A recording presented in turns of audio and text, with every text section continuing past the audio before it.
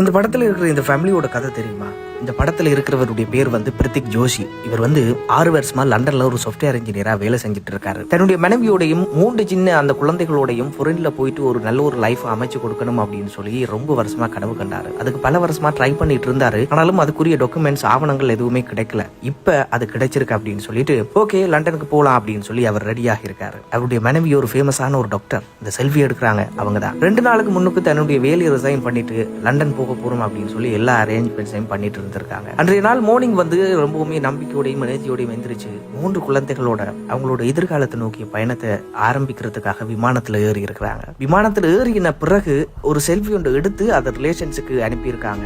ஒரு புதிய வாழ்க்கைக்கான ஒரு வழி பயணம் அப்படின்னு சொல்லி டைப் பண்ணி அனுப்பியிருக்காங்க. ஆனா அவங்களால அந்த புதிய ஒரு வழி பயணத்தை அடைய முடியல. சில நொடிகள்ல எல்லா கனவுகளுமே சாம்பலாக போயிட்டது. அடுத்த நொடி நிச்சயம் இல்ல, நாளைய தினம் நிச்சயம் இல்ல. இப்படி நாங்க வாழ்ற வாழ்க்கையை